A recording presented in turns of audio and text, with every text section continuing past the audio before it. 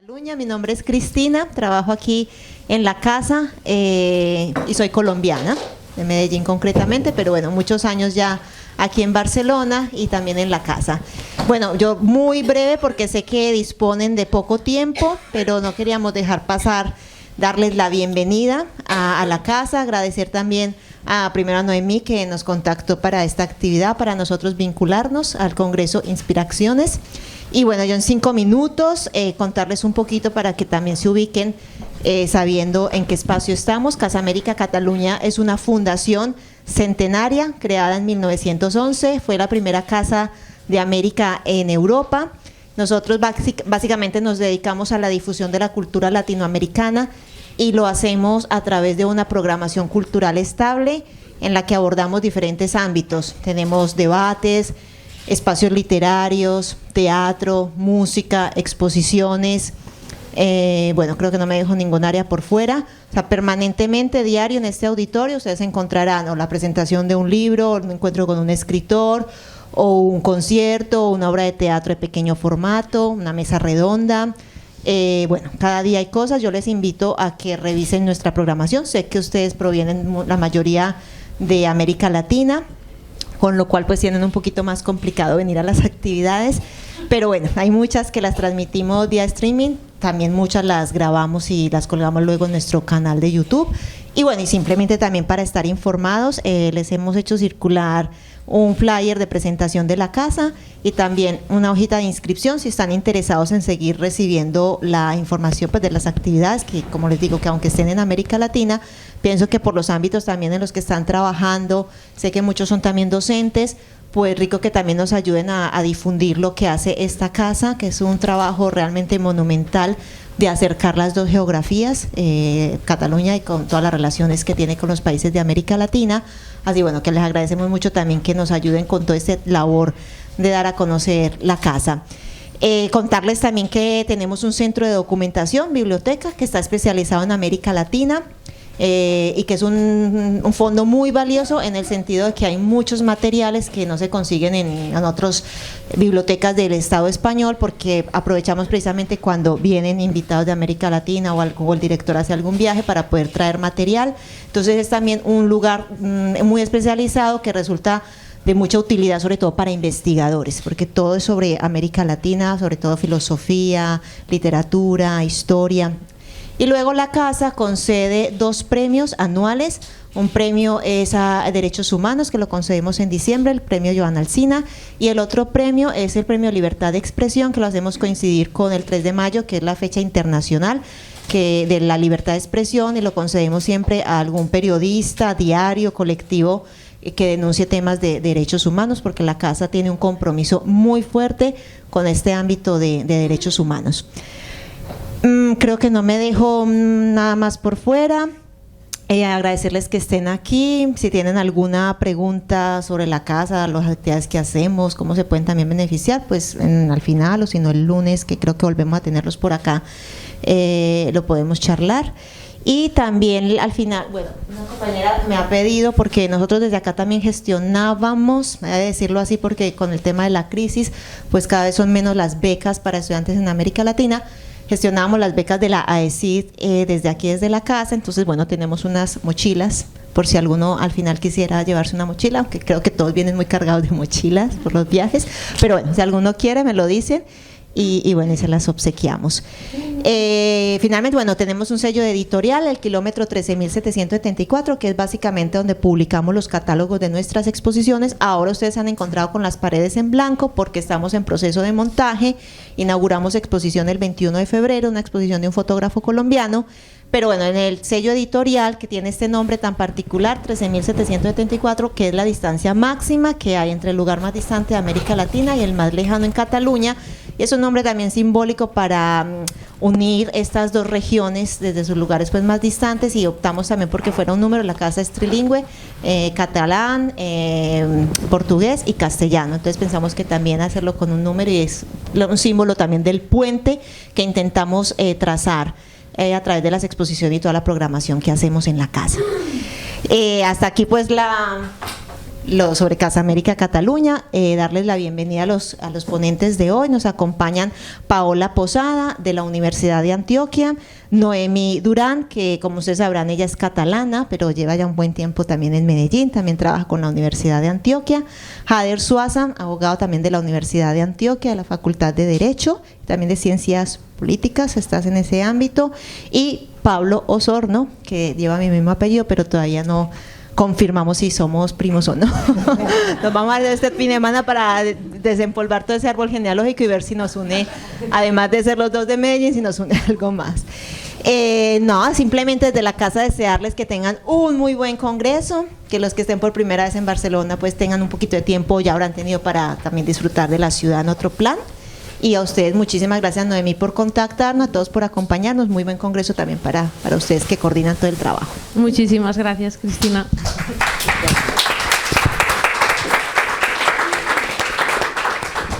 ¿Se escucha bien? ¿Sí? Vale. Bueno, en primer lugar, agradecer a Casa América por cobijarnos. Creo que es muy simbólico que esa institución hoy, a los que acaban de llegar del aeropuerto, les haya abierto las puertas para guardarles las mochilas, literalmente. Yo sentía como algo muy bonito en ese gesto, ¿no? De ser casa de llegada, literalmente, ¿no? Creo que este gesto ya lo sintetiza todo, ¿no? Gente que venía del aeropuerto en la mañana y podían ir dejando como sus mochilas acá. Y ahora que también nos preste este espacio para estar juntos un ratito.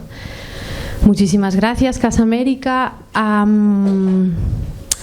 Bueno, pues nos toca poner un poco de palabras. Esta mañana hemos estado derivando con el grupo Deriva Musol, representado por Eva Marí Chalar, también muy agradecidos, porque ya han empezado a emerger algunas tensiones, ¿no? Algunos cuestionamientos sobre qué es esto de la decolonialidad y cómo podría ser un derivar decolonial. Entonces, ese es el tema de las inspiraciones de este año, las narrativas decoloniales. Entonces, esa es la invitación a la que ustedes van a ser pues los principales protagonistas. Por eso no es una charla solamente de hoy, sino que es un congreso entendido como un espacio de convivencia donde todos somos maestros. Y les quiero presentar a alguien muy especial que está aquí entre nosotros. No sé si tienen sospecha de quién es. ¿Tú sabes quién es? Ah, eres tú. ¡Ey! Casi. Sí, tú eres una de esas tantas. Es la persona que tienen al lado. Así que vamos a dedicar un minuto rápido a que saluden a esa persona que tienen al lado, porque es esa persona tan especial que está aquí entre nosotros. Muy bien, Paola. La saludan, se conocen. Pues esa persona que está a mi lado.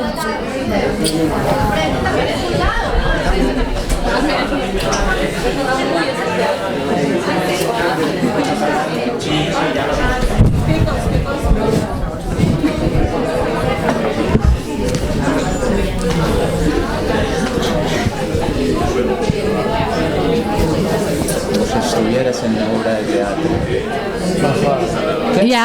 ¿Ya vieron la persona tan especial? ¿Sí?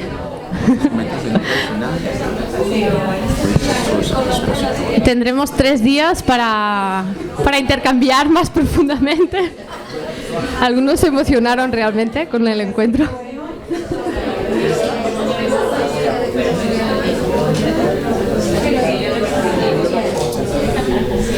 Bueno, vamos a continuar. La idea es que, ya que estamos un poco presentados ahora, que hemos dejado que surgieran algunas risas, la idea es que los 4 hemos hecho un intento de pensar algunas palabras sobre lo que les invitamos a pensar y a construir significados juntos, ¿ok? Entonces me toca empezar. Yo escribí un texto en esos días que lo voy a leer lo más fluidamente que pueda y pues esperando que inspire, ¿no? Que ponga un poquito el tono para lo que va a ser ese encuentro. El texto se titula Café con Simón. ¿Por qué inspiraciones hoy? Me planteo esta cuestión aquí sentada en el sofá de la Casa Voladora, al lado de la filósofa francesa Simone Weil, filósofa que vivió de 1909 al 1943. Al lado de la energía con la que impregnó las palabras que contiene el libro Echar raíces, Este libro nace cuando Simone vivía en Londres, en el año 1943, durante el gobierno en exilio de la Francia libre, que tenía capital en Londres. A sus 33 años, Simone trabajaba releyendo documentos elaborados por el Comité General de Estudios, que era un comité que tenía la función de revisar y de ser el aparato reflexivo del Consejo Nacional de la Resistencia de Francia versus la Alemania nazi y la Italia fascista. Un poco para que tengan el contexto de qué hacía Simone Weil en 1943 en Londres, ¿eh? Pues ella revisaba esos textos que ese comité pues estaba redactando para que, una vez liberada Francia de la ocupación nazi, pues pudieran construir otro país, ¿cierto?, con otros derechos. Entonces Simone Weil, que es una filósofa, le hacen el encargo de pensar sobre esos textos que se van generando.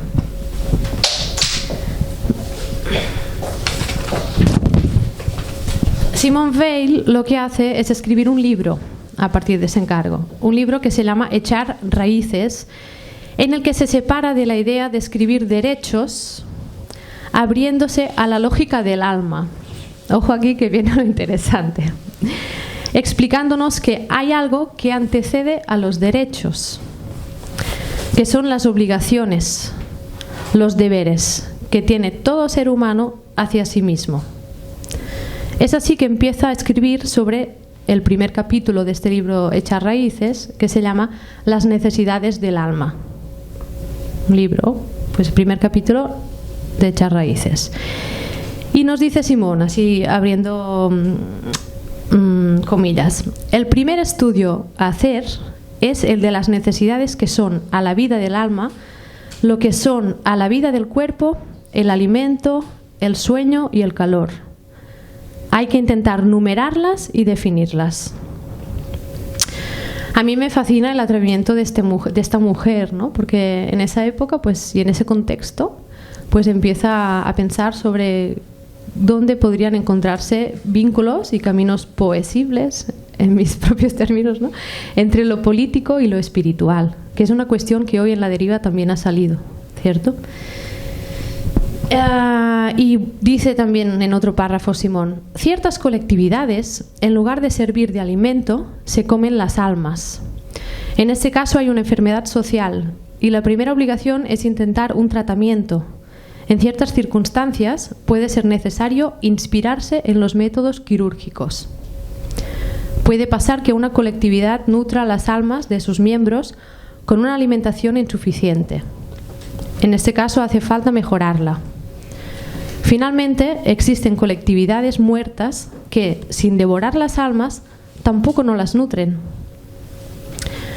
Si es seguro que están muertas del todo, que no se trata de una letargia pasajera, y solo en este caso hay que aniquilarlas. Párrafo de Simone Weil en el libro de Echar raíces, primer capítulo, las necesidades del alma. La pregunta que les comparto, esperando que todo el encuentro sea un semillero de preguntas, es: ¿cómo nutrimos hoy nuestra alma? ¿Qué nos inspira? ¿Qué motiva nuestros gestos diarios? Cuando Simone Weil nos invita a pensar sobre las necesidades del alma, así como lo hacemos con las necesidades del cuerpo, de las que probablemente sí somos más conscientes, nos recuerda que hay necesidades que no tienen relación con la vida física, sino con la vida moral. Y si no se satisfacen, el hombre cae poco a poco en un estado análogo a la muerte, parecido al de una vida puramente vegetativa. Y añade: son mucho más difíciles de reconocer y de enumerar que las necesidades del cuerpo, las necesidades del alma. Pero todo el mundo reconoce que existen. Todas las crueldades que un conquistador puede ejercer sobre las poblaciones sometidas, masacres, mutilaciones, hambre organizado, esclavitud o deportaciones masivas, son medidas parecidas que privan al hombre de cierto alimento necesario para la vida del alma. En este Congreso de Inspiraciones nos reunimos para reescribir y tejer entre cuerpos historias que han atentado contra las necesidades del alma. Historias aún vigentes, ya sea porque continuamos sometidos a las mismas lógicas que dictaminan o lógicas parecidas que dictaminan un funcionamiento social poco respetuoso con esas obligaciones hacia uno mismo y hacia los demás, ¿no?, de las que habla Simone Weil, o también porque aún en el caso de haber abierto la conciencia en algunos aspectos, nuestro ser sigue teniendo incorporadas memorias por sanar. En el segundo capítulo del libro Echar raíces, Simone Weil abre otra noción que es el desenraizamiento. Y dice así: echar raíces quizás sea la necesidad más importante e ignorada del alma humana. Es una de las más difíciles de definir. Un ser humano tiene una raíz en virtud de su participación real, activa y natural en la existencia de una colectividad que conserva vivos ciertos tesoros del pasado y ciertos presentimientos del futuro. Participación natural, es decir, dada automáticamente por el lugar, el nacimiento, la profesión, el entorno. El ser humano tiene necesidad de echar múltiples raíces, de recibir la totalidad de su vida moral, intelectual y espiritual de los medios de que forma parte naturalmente, para que vayamos pensando cómo estamos de enraizados o desenraizados, ¿cierto? Simone también destaca la riqueza de nutrirnos de influencias de otros lugares, de otras culturas, pero explica que en esas idas y venidas cabe el peligro del desenraizamiento cuando se dan conquistas militares, dominios económicos. En ese segundo capítulo, que nombra el desenraizamiento, empieza a nombrar modos de desenraizamiento y entre ellos, por ejemplo, nombra el tipo de instrucción, de enseñanza, de educación. Y dice que, por ejemplo, hablamos de los planetas sin mirar las estrellas. Habla de una cultura moderna que mata el deseo de aprender. Es así que ante este panorama que aún hoy sentimos sin muchos cambios, nos proponemos ese encuentro de inspiraciones. Queremos invitaros a encontrarnos para compartir distintas experiencias culturales, políticas, relacionales, investigativas. Ya intentamos salir de la idea de lo disciplinar, sino más bien abrir la noción de experiencia en un sentido pleno, ¿no? Y sobre todo en un encuentro que tenga espacios de escucha y de creación colectiva, que después les vamos a comentar un poco las dinámicas de sábado y domingo, ¿no?, que tienen esas dos, digamos, dimensiones. Invitamos a crear inspiraciones decoloniales que nos sirvan para crear narrativas decoloniales. Iremos viendo qué podemos entender por narrativa decolonial hoy en día, ¿no? Y un segundito, que me traspapelo.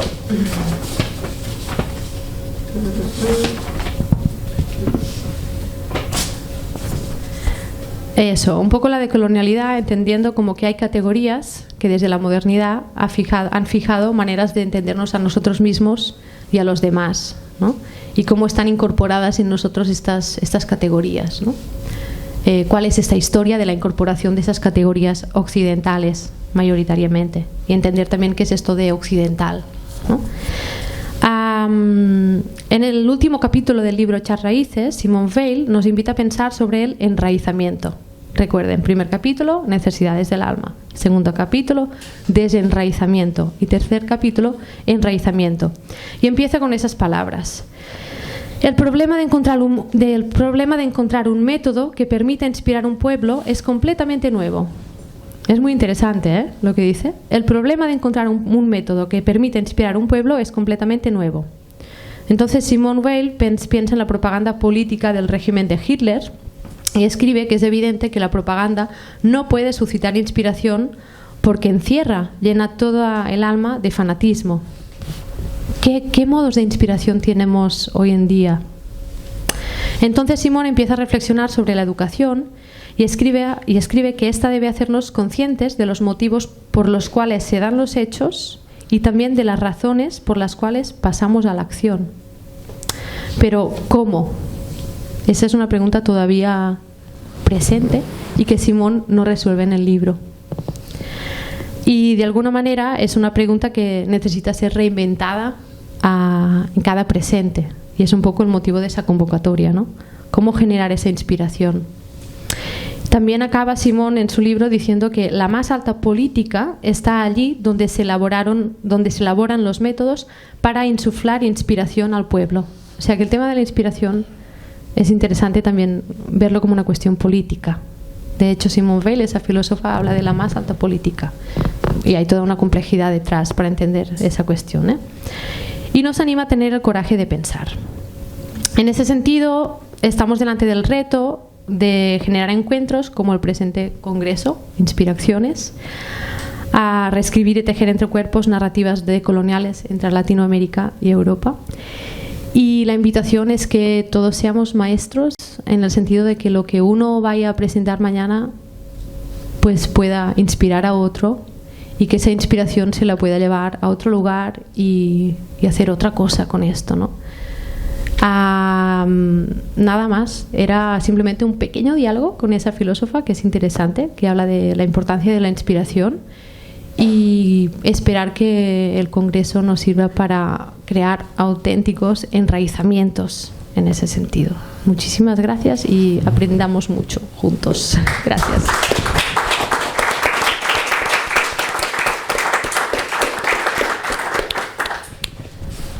A continuación les vamos a presentar un poquito los ejes que están temáticamente pues organizando el Congreso también, ¿eh?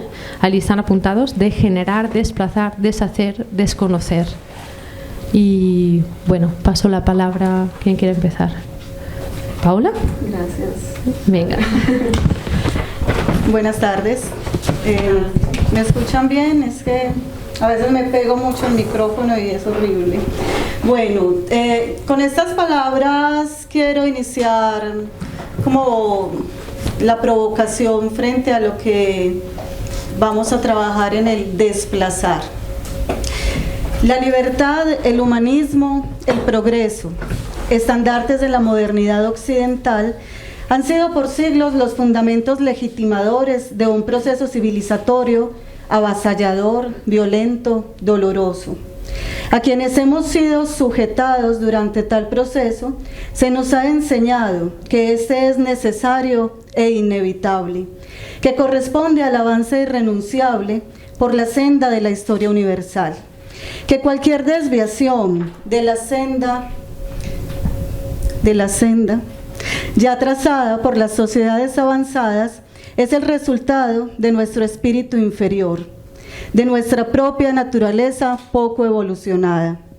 Así, desde la mirada centrada, la frustración, la exclusión, las múltiples violencias que históricamente han caracterizado este proceso y que hoy en tiempos de globalización se exacerban, no tienen otros responsables más que los otros inferiorizados, subalternizados, como diría Fanon, los condenados de la tierra.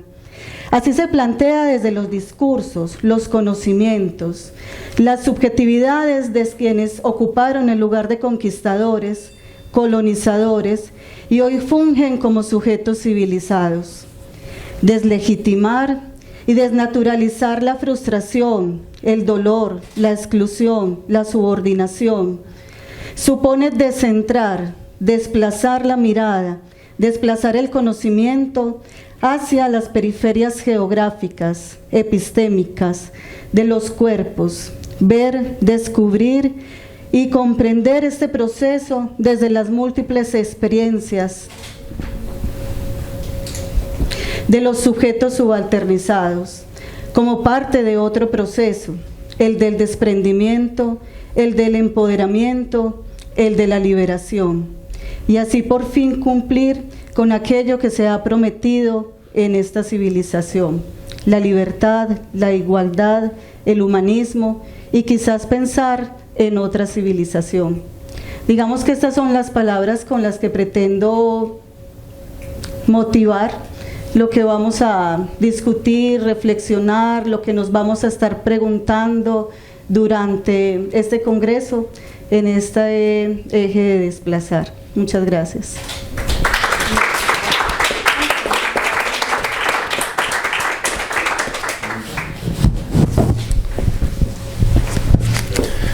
Bueno, nuevamente buenas tardes. Yo quiero empezar para hablar del eje de desconocer.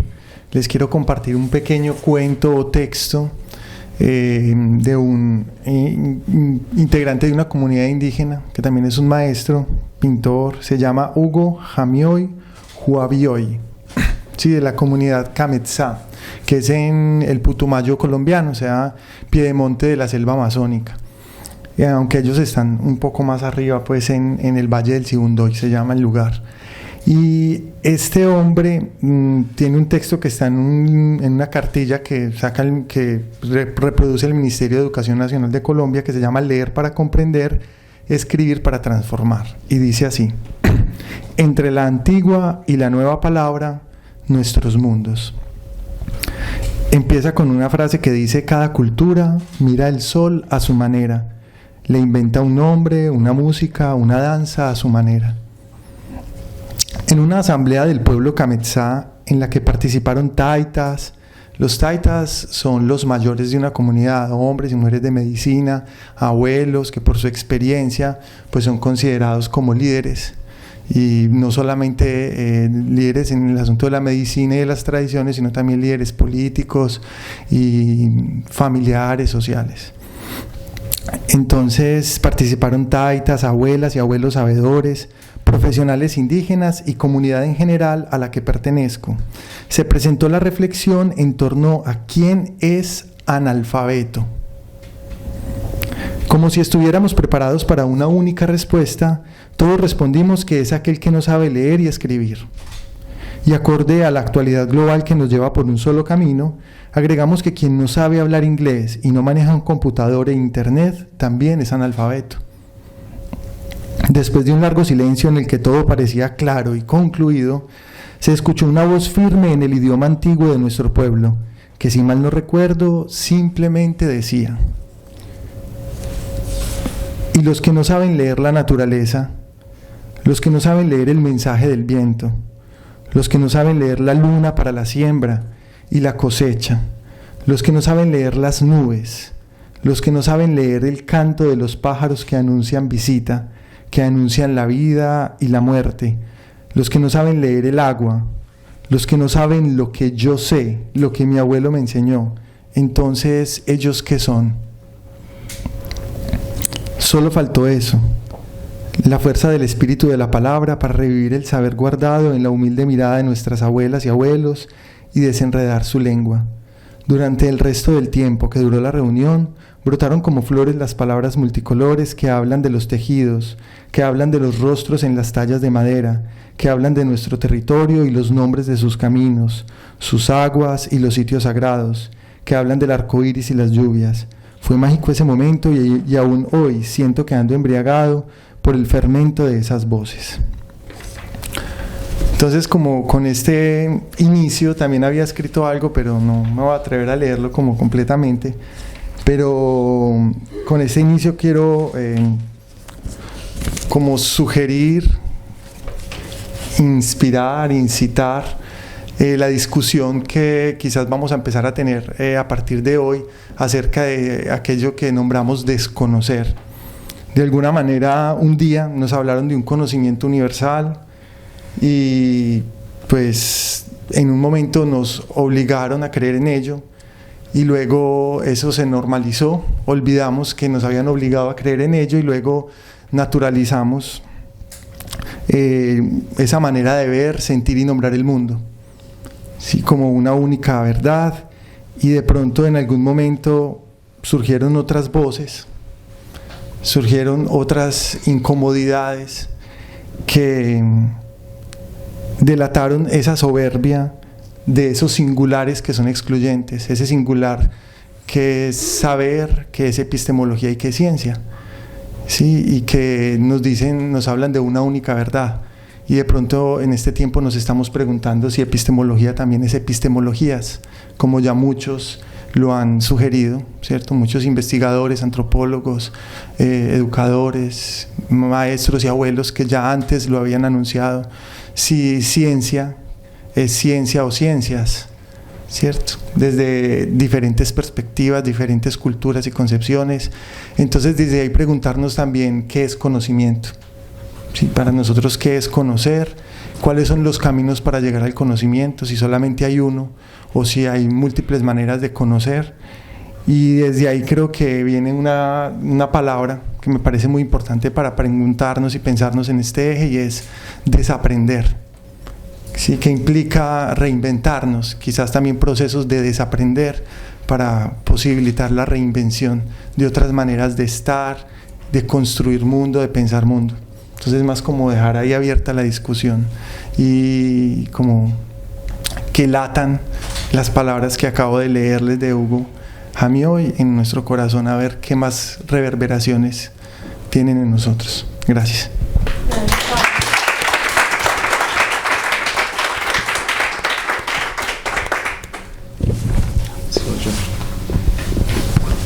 Bueno, buenas tardes.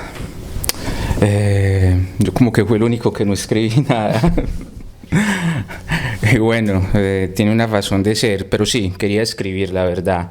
Toda esta semana estuve frente al computador, frente a la hoja en blanco, como decía Borges, tratando de parir el blanco.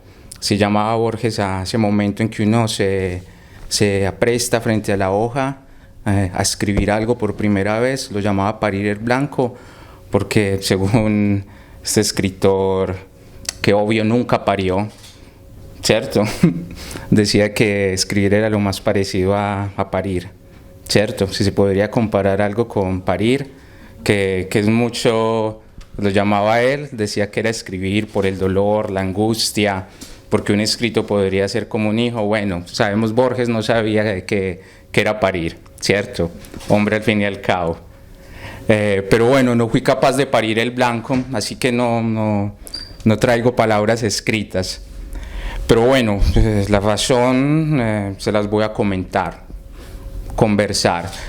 Primero, cuando me senté frente a esa hoja en blanco, me pregunté qué decir del eje de degenerar, qué escribir sobre degenerar, sobre género. Y lo primero que se me vino a la cabeza fueron citas de los pocos libros de género que me he leído, ¿cierto? Yo creo que no me he leído más de 10 libros de género completos, lo tengo que confesar, ¿cierto? Llegó un momento en que me sentaba a leer libros sobre género y ya me aburría, decía como que no más, no quiero seguir leyendo esto. Y bueno, creo que eso es un indicativo de lo contrario y contradictorio de quien les habla, quien está aquí al frente, para invitarlos a pensar sobre género, porque quizás yo encarne todo lo contrario a lo que encarnan las personas que verdaderamente no solamente saben el discurso, sino que lo viven, ¿cierto? Lo encarnan. Pues hay cosas evidentes que como tal no podré sentir nunca como una mujer, o no sé, como una pareja homosexual. En el metro, quizás cuando me bese apasionadamente con mi pareja, no habrá nadie mirándome con asco, ¿cierto? Si de pronto voy caminando solo por una noche, no voy a sentir miedo, no voy a sentir el miedo que siente una mujer, es una realidad.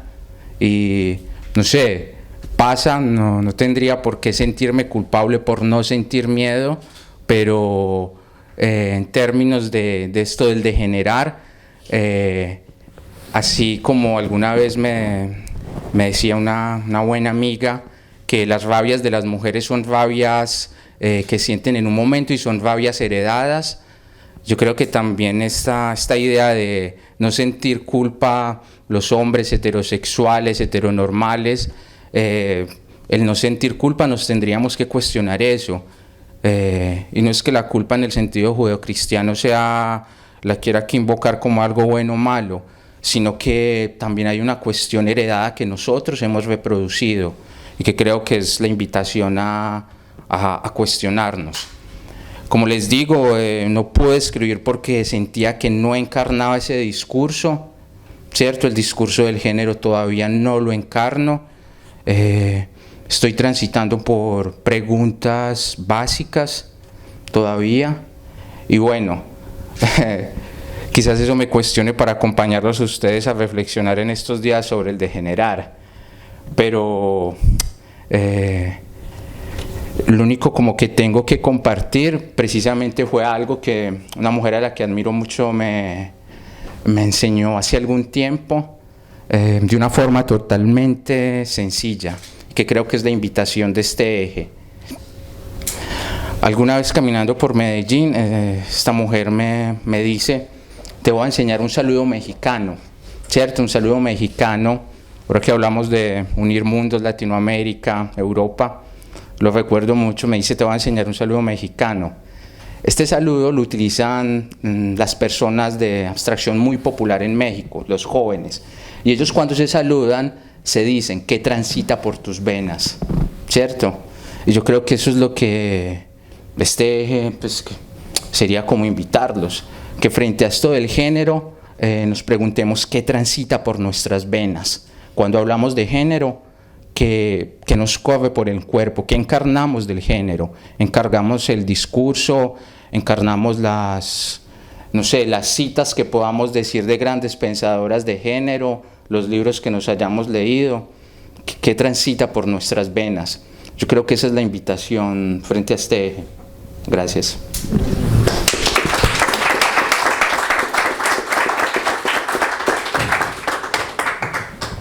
Bueno, me toca a mí toda emocionada de sentir a esos compañeros tan potentes, ¿cierto?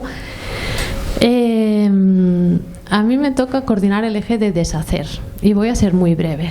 Creo que lo que estamos intentando hacer es deshacer, ¿ok? Ese encuentro, el modo como lo estamos planteando, es un intento de deshacer. Entonces, cada vez que nos juntamos para hacer un guión, hemos tenido que pensar cómo no hacerlo. Cómo no caer en los lugares comunes, ¿no? Cómo no caer en una invitación que sea, bueno, ya, ponentes, uno detrás de otro y ya tenemos un congreso. Entonces, ¿qué es deshacer para crear pensamiento? Esa es una pregunta que os lanzo. ¿Qué significa deshacer para crear pensamiento y provocar acciones que nos ayuden a vivir mejor a todos, ¿no? Entonces sí, dejo esa pregunta abierta del deshacer, quizás colocar un poquito la cuestión de que la tendencia hegemónica es hacer, producir, ¿no? Por ejemplo, mi proceso de tesis doctoral fue sufrido, como creo que lo son muchos de los procesos que personas de aquí están en la academia podrían sumarse a esta referencia, ¿no? Del sufrimiento que uno siente, pues entre comillas, pero en el sentido de que hay como una obligación a producir, a hacer y más y más y más. Entonces la pregunta de ¿cómo nos escuchamos entonces? Si escuchar requiere parar y ver lo que ya está allí, que es mucho, ¿cierto? Entonces entramos en una profunda contradicción cuando una sociedad capitalista como la que estamos, conducidos todo el tiempo a desenraizarnos, nos dice que hagamos todo el tiempo, ¿no? Entonces la invitación es deshacer. ¿Y qué significa deshacer en términos de generar pensamiento, ¿no? Quizás un deshacer es un caminar sin meta, ¿no? Como podría ser la deriva. O un deshacer puede ser pensar la cuestión del género desde la propia vivencia, como propone Hader. O un deshacer puede ser ir a Medellín, no solo a dar una conferencia como extranjera, sino decir, me voy a quedar 2 años allí, a ver qué aprendo de esa gente. Porque esos cruces pasa eso, ¿no? Que uno va a producir, a decir lo que sabe, ¿no? Siempre hay una cosa hacia afuera. Y el deshacer yo creo que también nos invita a estar en uno mismo y a deshacerse primero uno, a vaciarse de muchas cosas, de todas esas herencias que comentaba Paola, para poderlas empezar a desplazar y a crear de nuevo, ¿no? Y toda la moral que sostiene ese hacer al que se nos invita frenéticamente, ¿no? Entonces el congreso es también una invitación a deshacer y esperamos no estresarnos demasiado. Si ven que la cosa está muy estresante, por favor digan ¡basta! ¿Vale? Los ritmos vitales, ¿no? Si uno está en su ritmo vital, no puede estar en el del otro. Y eso es una cosa básica, pues desde lo que vengo estudiando, reescribiendo entre cuerpos, la importancia de que uno vaya como apoderándose de su propio ritmo vital, de estar en uno, para desde aquí poder decir, mira, esa persona tiene otro ritmo vital Porque si estoy en el del otro ritmo vital, ¿no? Ya yo ¿dónde quedo? Entonces es un deshacer colectivamente que también nos pide, como comentaba con Mayara cuando andábamos esa mañana, un estar presentes para lo que venga, para estar abiertos al imprevisto. Y es una disposición que requiere de muchos ejercicios previos. Abrirse al imprevisto, a esas transformaciones continuas que están sucediéndose hoy, a un ritmo muy alto, digamos, ¿no? Tan alto que uno agarra un avión y en un momento está aquí y tenemos Latinoamérica aquí representada por ustedes y hacemos un congreso, pim pam. O sea, hay un frenetismo, no sé quién es el filósofo que habla de la velocidad, ¿cierto? Hay alguien hoy en día que estudia, ¿quién es? Paul Virilio habla de la velocidad como lo que caracteriza a las sociedades actuales en cuanto a modo de estar.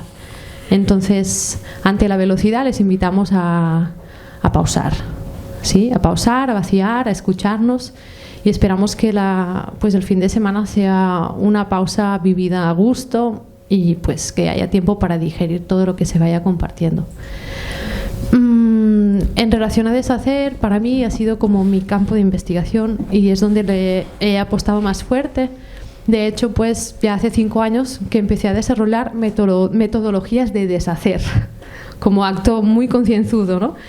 Entonces, reescribir entre cuerpos, que también es como el subtítulo del congreso, se propone como una filosofía y una metodología del deshacer.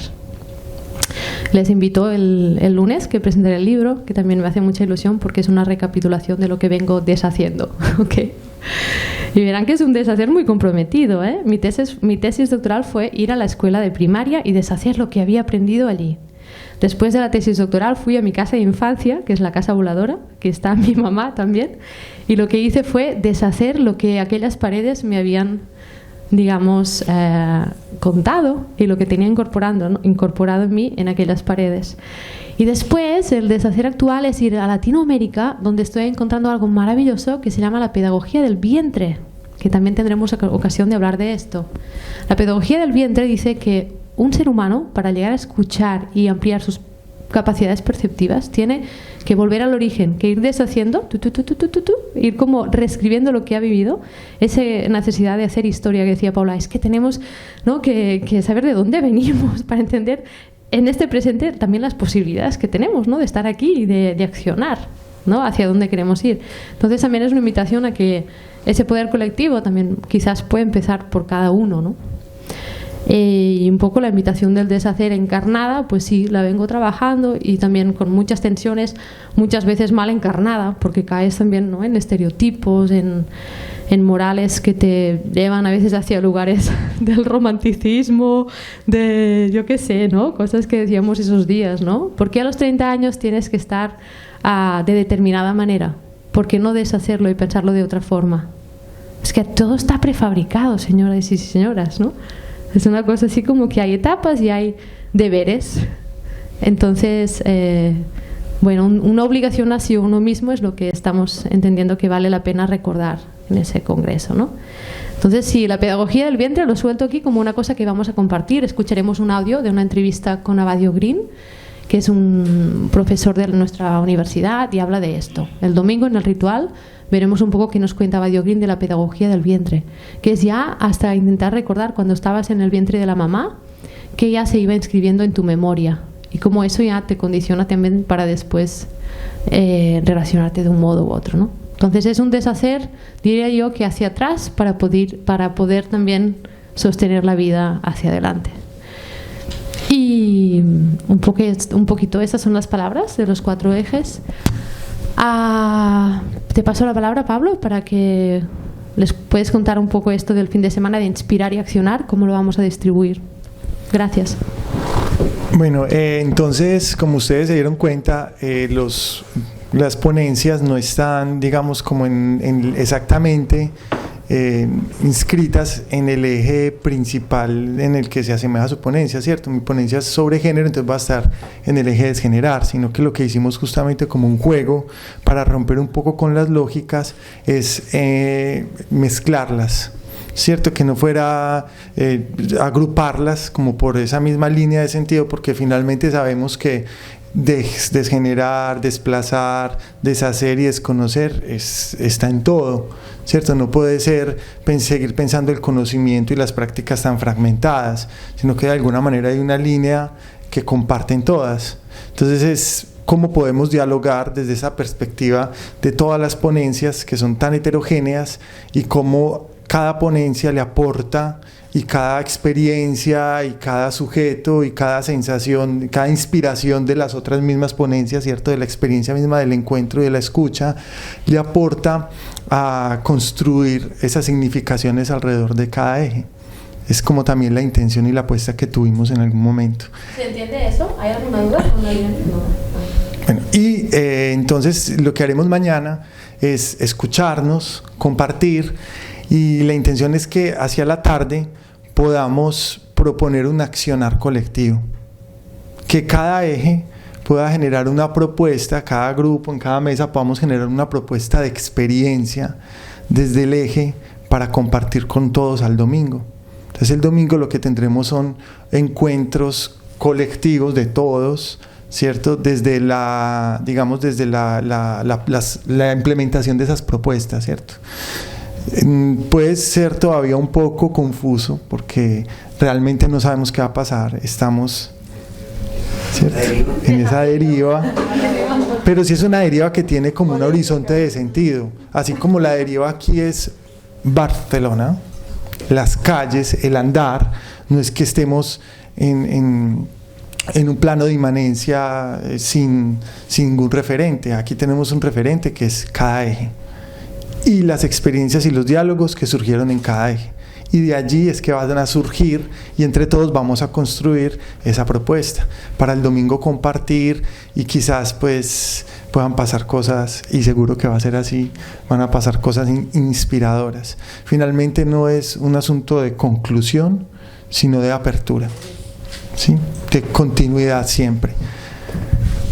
¿Hay alguna pregunta frente a esa dinámica? Muy bien, ahora sí los dejamos con Noemí y con Jader, que nos van a contar ya de la última parte de este espacio, y es sobre la experiencia con las cartas, con una experiencia en la cárcel y con lo que ustedes pudieron ver a la entrada. Bueno, les toca su turno, ya hemos hecho la pantomima de presentar así, Entonces les ponemos un poco más la palabra a ustedes, y para eso les invitamos a que nos levantamos y vamos al fondo y nos pongamos en otra disposición también para que los cuerpos tengan otra escucha, y les contamos un cuento por ahí detrás.